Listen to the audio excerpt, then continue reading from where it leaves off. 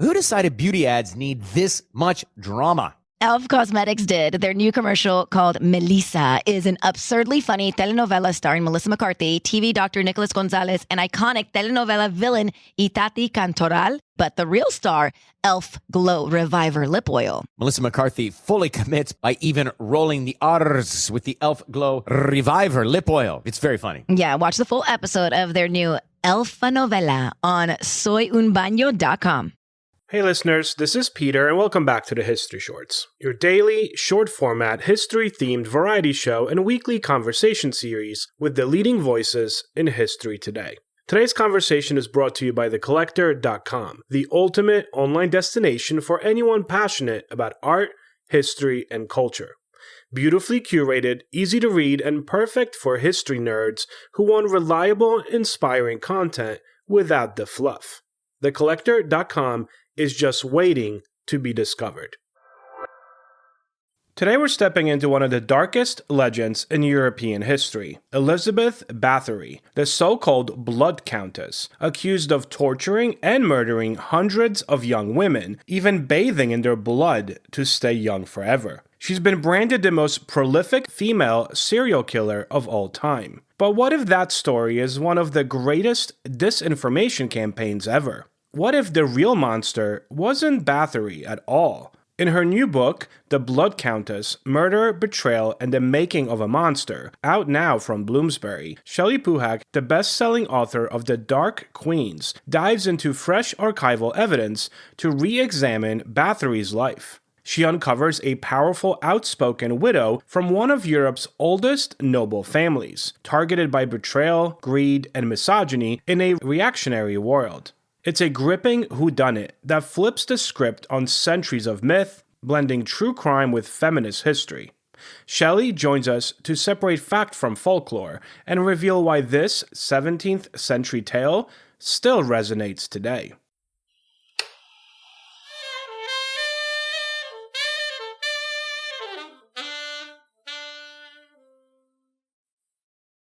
A quick word from our sponsors. Support for the show comes from Public, the investing platform for those who take it seriously. On Public, you can build a multi-asset portfolio of stocks, bonds, options, crypto, and now generated assets, which allow you to turn any idea into an investable index with AI. It all starts with your prompt. From renewable energy companies with high free cash flow to semiconductor suppliers growing revenue over 20% year over year, you can literally type any prompt and put the AI to work. It screens thousands of stocks, builds a one-of-a-kind index, and lets you backtest it against the S&P 500. Then you can invest in a few clicks. Generated assets are like ETFs with infinite possibilities, completely customizable and based on your thesis, not someone else's. Go to public.com/podcast and earn an uncapped 1% bonus when you transfer your portfolio. That's public.com/podcast. Paid for by Public Investing. Brokerage services by Open to the Public Investing Inc. Member FINRA and SIPC. Advisory services by Public Advisors LLC, SEC registered advisor. Generated assets is an interactive analysis tool. Output is for informational purposes only and is not an investment recommendation or advice. Complete disclosures available at public.com/disclosures. Shelley, welcome to the show. Thanks so much, Peter, for having me. So what was the impetus behind this news story? Was there a moment when you said to yourself, oh, this is cool, I'll come back to this some other time? Or was this something that was kind of brewing for a while and you're like, I want to tackle this story? So not like quite a while ago, back in my 20s, I went on this ill-advised tour of the castle ruins of Slovakia with one of my cousins that I thought was, a great idea at the time. And that was the first time I was introduced to the legend of Elizabeth Bathory. And my cousin, who, grew up and lives in Slovakia, was just amazed I didn't know who she was and kind of regaled me with all of these tales. And I was like, that is absolutely wild. And I remember I got home, I was able to read a little bit about her. And I realized that historians were just now starting to sort of question this canonical legend. And I filed it away. I've always kind of kept tabs on that and sort of checked in periodically. And, then in this day and age of disinformation, it really resonated with me. And I was like, I want to go back and see what we can do with this case. This is one of the most interesting historical cold cases I've ever encountered. And I was really motivated to see, can we solve it now? If you could just tell some of our listeners that may perhaps never heard of Bathory, I mean, she's known for better or for worse, and whether it's true or not, right? Because that's kind of the point of your book. You're like peeling an onion. You're peeling all these layers to try to discover what really happened there. She's known as like the most prolific female serial killer for centuries, and bathed in virgin's blood, torturing hundreds, right? Can you give us a little bit of background of, before we get into your story, of what is the traditional narrative here that Sure. one will see? So the canonical legend is that Elizabeth Bathory, in an attempt to stay eternally young, is bathing in the blood of virgins.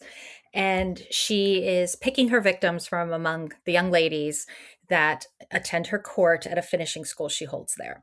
And so she's been doing this for years and years, and families start complaining as their daughters go missing, and the king's getting one complaint after another. So finally, he sends a prosecutor to investigate. Prosecutor shows up at her manor house just after Christmas and discovers her in the act of actually murdering one of her maids, arrests her on the spot, and then her very powerful family intervenes, try to hush everything up. There's never a public trial. Instead, she is walled up in a castle tower with just a slit for food for the rest of her life. And that's where she kind of broods over the countryside in what is now northwestern Slovakia. So your book draws on fresh archival evidence to challenge some of these old assumptions. What key new details or documents really stood out to you in your research that maybe will help us or helped you reshape the understanding of this particular case? So definitely getting to hear Elizabeth's own voice. There were existing letters, to and from her, but getting to hear her, especially like complaining and grieving in the wake of her husband's death, and also to read the letters and be able to access them for the first time of women who were writing to her asking for her help and seeing how they regarded her. That was really eye-opening. It was kind of a completely different side of Elizabeth. And in addition to that, there are all these other records that have just been available. And a lot of those are, you're able to kind of track the financial interests of people who might have testified against her, been involved in the investigation, and also a lot of the court records, the Habsburg court records, to see some more of the correspondence between the king and the prosecutor in the case. So there were some of this was already known, but there were, little bits and pieces that had been misfiled or were in, kind of separate sections that came to light. And you were able to see, like, okay, there's this completely new perspective on this case. So where did this research take you? So 4 archives. It was like Slovakia, Austria, Hungary, and Romania. And then I did a little bit of traveling in that area. So this is right along the border of most of her lands fell between, Slovakia, modern day Slovakia, and Austria. Obviously, she has a lot of other, and Hungary, a lot of other properties that, kind of cut a wide swath across Central Europe. But I focus mainly on her kind of longtime residences and main estates. How was the challenge with languages? Let's just say that there were times when I had such a headache. I'd be like, why does my head hurt? People would say, well, I think it might be because you've spent the day trying to stare at, kind of 16th century script in a language that you are not fluent in. So I had to rely on some very talented translators, but also people who, for a living, they work with old handwriting and transcribing it, because there's times when you have no idea what this word is. And there were times when I wasted or spent, I guess, a day on a sentence. It's just like, what am I doing? So it's like, the next book, it's got to be typewritten sources, typewritten. And in English. In English. We're going to medieval England. But, it's interesting because you brought up this thing, there's so many talented people. I find myself, whenever I do research at these archives or these obscure museums and collections, these people are so dedicated to their craft and the topic and so excited that someone else cares. Did you find that out as well? Yes. And I have to say, too, it's not just the main archives, but there were so many scholars or historians, as you were saying, an archivist and an old Catholic church, that were willing to sort of give up their lunch break to dig through some arcane, and find something for me. I mean, the generosity was really pretty amazing. And I think, too, that people who are interested in this story, they're so used to the canonical legend. So sometimes when there is a new angle, they were eager to see where it went as well. There's also kind of a pattern here because, and we talked about this before we click record, that this is not the first time where you've written about, assertive women leaders that are targeted in kind of anti-scientific times. Bathory was a powerful, outspoken widow, right? She's from one of Europe's oldest noble families. How does her story fit into this pattern that you've explored before in context of assertive women leaders being targeted in a kind of reactionary, anti-scientific times? Um, it seems incredibly predictable, but then you start to realize that like misogyny is not terribly original, right? So there's just this pattern that's essentially on repeat. And one thing in particular with Elizabeth Bathory's story is seeing how the legend gets constructed. Parts of it are just amalgam of other women's stories. Like I'll take this example of the woman in the tower. We have this trope of a woman who's imprisoned in a tower, and we have this story that Elizabeth Bathory is walled away in this tower, and she will end up in house arrest in a castle, not necessarily walled up. But the reason that we have this trope is because so many other women, not just Elizabeth Bathory, are being imprisoned, especially by extended family members, in order to seize their land. And like the story we get about Elizabeth being bricked up in this castle with just a slit to pass her food, that actually happened to Anna of Saxony, who's bricked up in a tower with a slit for food, or her aunt, Clara, Elizabeth's aunt, ends up imprisoned in a tower for 2 years. And the Habsburgs do this to their own mother, so who's kept imprisoned in a complex, perhaps not in the tower, but it has a tower. But you realize that part of the reason why these stories are such a mishmash is that it's happened to so many women at the same time that it's almost textbook. So in some ways, I think when you start going, well, this isn't her story, I would start to ask myself, but whose story is it? And it always turned out to be some other poor, unfortunate woman's actual fate.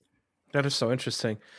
So the accusations going into the specific case exploded in 1610 when the king's men raided her manor, right? And like you said, supposedly caught her red-handed. Mhm. What does the evidence suggest about the real motivations behind this downfall? Betrayal by in-laws, religious leaders, or political rivals, right? Like you might kind of mention trying to seize her power and wealth. So what's really interesting in her case is it's you can kind of approach it as a who done it. If she was framed, who did it, and there is no shortage of possible suspects. So you have a very powerful widow who there certainly are local nobles who are angling for her land. There are employees of hers who have been involved in skimming the till, who likely don't want to be discovered. She's been involved in rebellions against the Habsburgs, so they're not, too happy with her. And then there's also this religious discord that is, just running through the region and causing neighbors to be suspicious of one another. I think with Elizabeth Bathory, we're always used to it being cast as a horror story, right? Like we have this, how do we have this educated, very privileged, intelligent woman who's ends up brutalizing other people's children, and not just random other people's children, but like supposedly these are the children of her longtime family friends and her employees, so people she knows, right? So that's like a horror story. But the other horror story, which I think is just as terrifying, is, could this also be a story about how educated, compassionate, seemingly intelligent people, much like in Salem, Massachusetts, or like the 1980s satanic panics, can be convinced of the most monstrous things about their friends and their neighbors and their families? And how does that happen, right? So that's the idea, is that we have this, this time and this region that's just rife with conspiracy theories, and seeing who is driving the theories, but also then, who is cynically taking advantage of them. I definitely got that vibe of just using it almost like a supernatural, right, to excuse a very earthly urge or desire of trying to take power away from somebody. There's definitely, this is not the first or last time that this has happened in history. Right. Like, I have to kill her and take her land because she's a demon. Yes. Her land happens to adjoin mine, but also she's a demon. So I'm doing it for the good of mankind. Yeah, right. So was Elizabeth a monster, a victim of disinformation campaign, or something in between? What do you think? When I started this project, I assumed that, a lot of the charges against Elizabeth were greatly exaggerated, but where there's smoke, there's fire, and they were rooted in some truth, that there was some sort of abuse that was taking place on her estates, or someone, had died, or a few people had died, and that was taken advantage of.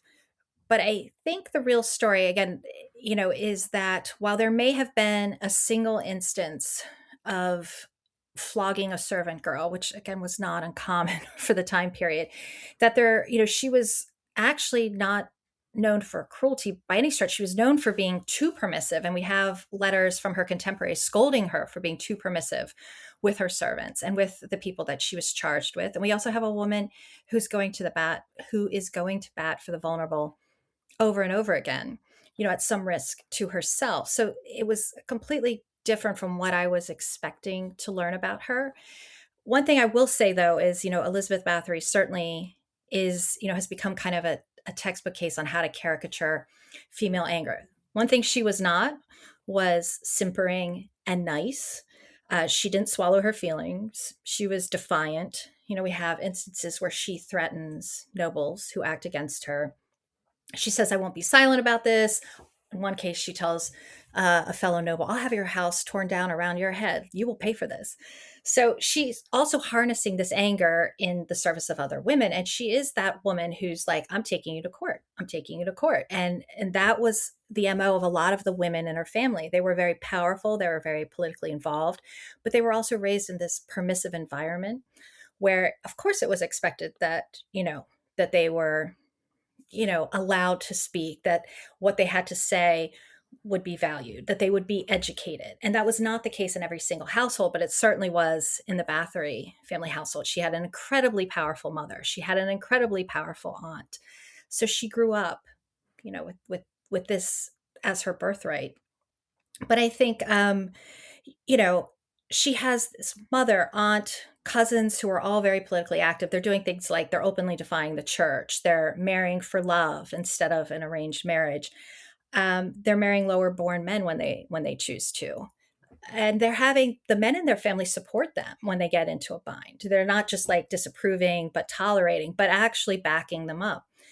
So I think that you can imagine someone's surprise when they're used to women in the family taking men who take advantage of them to court or speaking up. And suddenly they kind of look around the room and realize, oh, I don't have anyone backing me now. What am I going to do? And get out, so to speak, a little too far over their skis in that respect.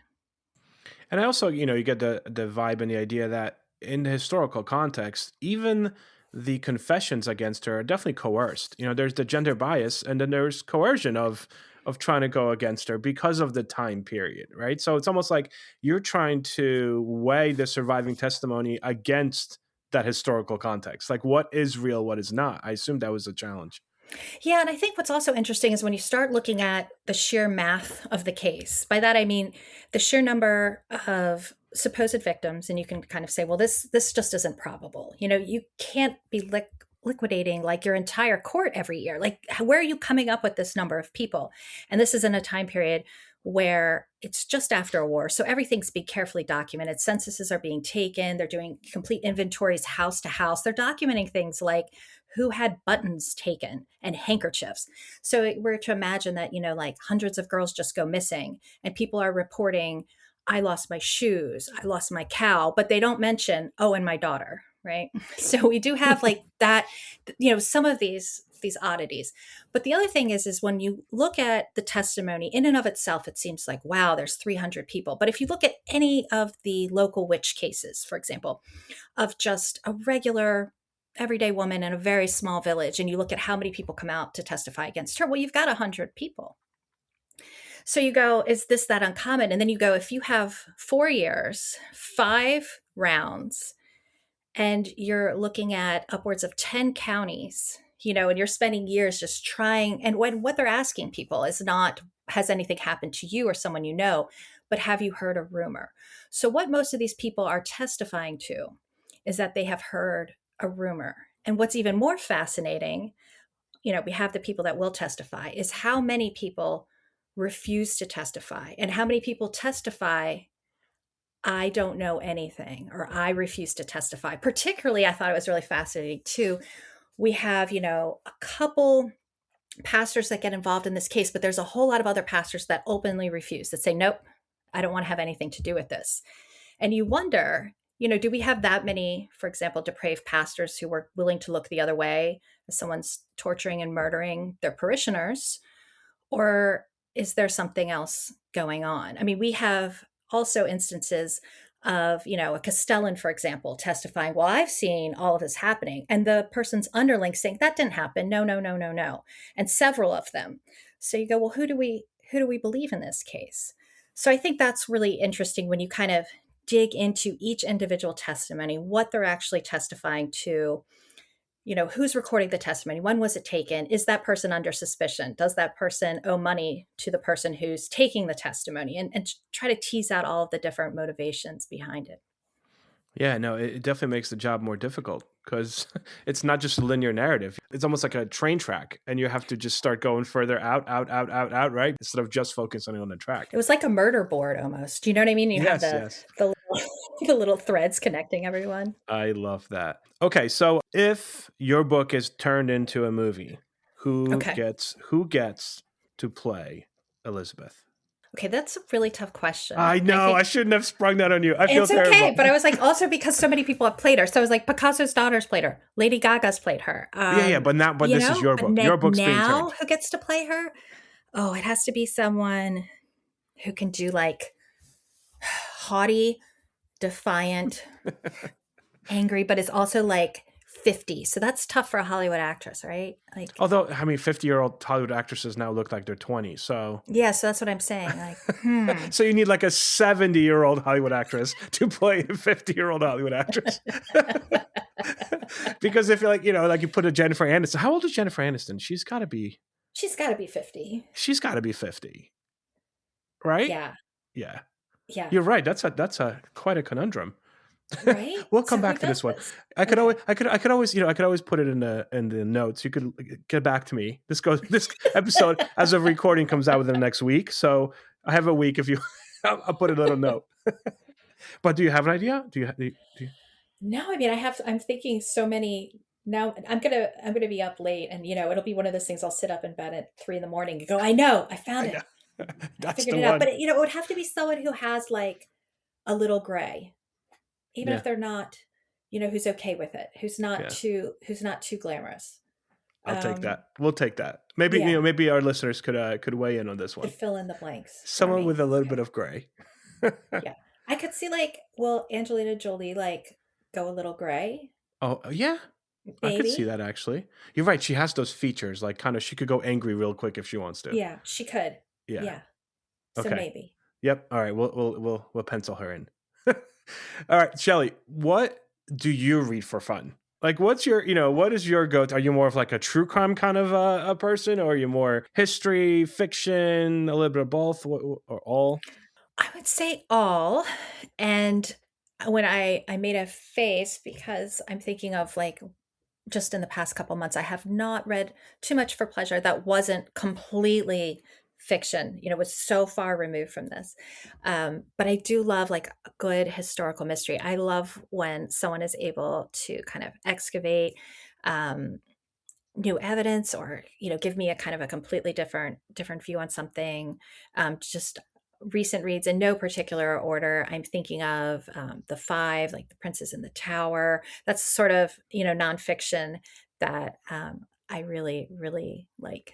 Like that, it takes you on a journey of discovery of something, like those kind of books.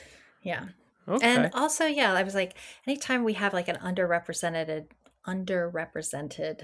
group, person, minority, that's always really, really interesting. Absolutely. Okay. So what are you working on now? I mean, obviously you are in the throngs of talking about your new book. So it's silly to say what are you working on now, but as an author, you wrote this book probably a year and a half ago. Right? I love when it's time to talk about the book and I have to read my own book because I forgot what I wrote in it. I'm just like, that was like a year ago at least, you know. But what are you working on now? So I am it's not a fully realized project, but I will say that from the past two books, there are several women whose stories I've kind of put on the back burner. I've encountered them and said, "Oh," and particularly with writing this book, there were a lot of women from this time period who I wasn't able to fully explore, but now I'm going to be digging into. So I have a little research trip planned in March, and I'll see if anything pans Goes out. out. Yeah, Yeah. I love that. Yeah, I'm going to Stanford um, next week to do research. So I'm flying Okay. across the country for research purposes that may or may not be helpful to me. But as you just said, you don't know. You You don't don't know know. until. That's part of the excitement. So I have a question for you because you grew up in Uh Poland, oh. right? Yes, indeed. This has never happened before, and I'm like, No, okay, this is I'm like a being interviewed. peripheral question to like the Go. to the current podcast. Is there an Elizabeth Bathory type of boogeyman, for Ooh, Polish children? Because there is like a Czech version of this. Obviously, the Slovaks and the Hungarians have, Elizabeth Bathory, hmm, but of this, that's a this very lady good or this question. character that's going to, naughty children, right? Is going to kidnap you if you wander too far out, or is going to steal you from your bed if you talk back. So I can't think of one from the top of my head, but I could tell you that growing up, because Poland was under occupation for so long, from Austria and from Germany, a lot of the stories, including this one, were almost like made Polish. Anderson, I think, was the last name of the one author, and obviously Brothers Grimm. So Hmm. a lot of this stuff, when it came to tales like this, whether exaggerated or not, came from the real sources from those neighboring countries, because at some point those countries were Poland, because Poland wasn't on the map, Right. for a couple hundred years. So we kind of adopted the German stories, the Austrian stories, like these things all Russian stories, these things all kind of became part of Polish history and literature, if that makes sense. Does. And I'm also wondering too, because the Bathories are like huge in Polish history. Like Stephen Bathory is like Oh, of such a course. popular, king, and this is his niece. So I Yes. was always wondering too about how that worked Yeah. because he's revered, but yet his niece is, Kind of been scandalous. right, Yeah. scandalous. So like how do the Poles I handle mean, that? he's, So I every time I come across the king, she's not really mentioned. hmm, Like surprisingly, right? Like you would think there would be like a smear campaign. When you think of Bathory, you think of like his military feats and his ruling of the nation. But yeah, you're right. You don't really come across her that much. Interesting. Maybe that's also part of the context of the time. Now I'm okay. gonna go Well, I'm gonna back. file that away. I was just always kind I'm of gonna curious. file that away too. No, I'm not gonna file Okay. it. Who am I kidding? I'm gonna get off the phone with you and I'm gonna go start Googling the bejesus out of this. That's exactly what's going to happen. Like, tell me more. You're right. I'm curious what that relationship was, between the two. Interesting. Oh, man. Well, you know what, Shelley? This was awesome. I truly appreciate you taking the time. And I'll make sure I put all the links to your book in the description. I highly recommend it. I mentioned this before we click record that Shelley's book, The Blood Countess, is the only history book that my wife has ever read. And she loved it. Tell her Ever. thank you from me. Will do. Will do. Shelley, thank you so much for taking the time. Thank you. It was a real pleasure.